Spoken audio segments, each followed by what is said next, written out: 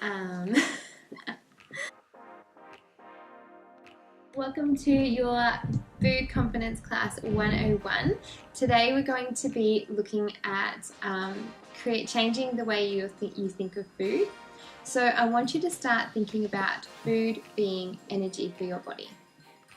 Now this is so important because when you change the way you think about food, it changes what you eat and how you approach food, and that's what we want to do. So I want you to think about your body being a car that gets up in the morning and it's going to go on a long trip. And when it gets there, it's just going to be in the garage for about a month.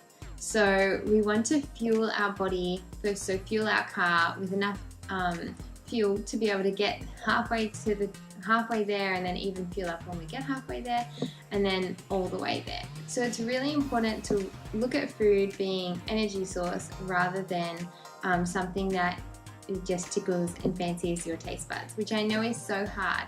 We are so blessed these days to have such an array of food that when somebody asks you what to eat, it's so easy to think about what you might be feeling, what your taste buds might want that day, rather than just eat whatever's available because you're hungry.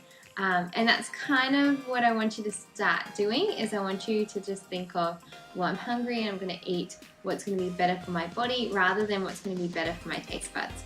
Now, that doesn't mean that you'll be hungry throughout the whole 13 weeks. It just means that some occasions you'll be eating foods that maybe you didn't feel like, but I guarantee you your whole attitude changes once you know that you have food to eat and you're not going to be starving. Because starvation then leads to wrong choices, and you'll soon find through trial and error that the longer you leave time between each meal, the more you want things that you probably shouldn't be eating. And that's just because when your body reaches almost starvation, or if your body's really thirsty, it says it's hungry first as well. So what happens is when our body reaches this sort of starvation mode, our brains start thinking about the most fattiest, sugariest food that it can think of, that it knows if it eats it, it'll have instant energy to be able to function the way that it wants to function. And that's why we have those sort of cravings sometimes. Yes, sugar is also addictive, but sometimes we just want that big burger or big pizza because when your eyes are just bigger than your stomach, that's why. It's because your brain goes, I just need energy so badly. I'm about to conk out on this car trip all the way back to the garage, and I just need something that's going to work. And that's why I don't really want you guys to get too hungry. So I want you to try and think about eating every 3 to 4 hours. Try and think about it being constant fuel. You're just fueling your car all the way to this long trip to your bed. So processed food, it's always going to give you an empty feeling. So all those sort of snacky foods that you might be having when you're watching TV that you can just continuously eat and they never make you feel full, it's really important to try and remember that food should make you feel full. It shouldn't make you feel half empty. So try and think about eating foods that are going to make you feel satisfied.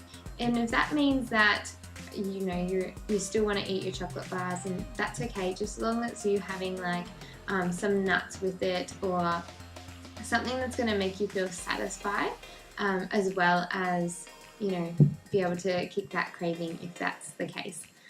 So your activity this week is 2 things. One is you're going to listen to your body. So there is 2 hormones that get released with and around food. That is one hormone that says you're hungry, and the second hormone that says you're full. Now the full hormone, it comes in about 20 minutes after you start eating. So you want to make sure that as you're eating slowly, you're allowing that hormone to kick in. After your meal, make sure you wait about 20 minutes before you go and try and eat something else. If that means you need to put a timer on your phone, and then that's what I do as well. Before dessert, I'm like, okay, put that timer on. Then I know if I kind of feel like dessert or if I'm just okay and I'm fine. That's really important to listen to those hormones, to eat when you are hungry and not allow yourself to get in that starvation mode. And number 2, try and move towards the food that is going to fuel our body in the best way, rather than those empty calories that are just going to make our taste buds happy for a second, but then not make us feel full and make us want more, and just basically put us in a spot that we don't want to be. Throughout the program, I will show you that you can still eat your treats and you can't live without food items. And that is purely because we want to have a nice balanced life. We're not all paid supermodels, so we don't have to avoid all of those goodies. But it is still important to make sure that the foods that aren't our can't live without it food items, everything else that we eat is nourishing and flourishing our bodies. So that is week 1. I'll see you guys next week.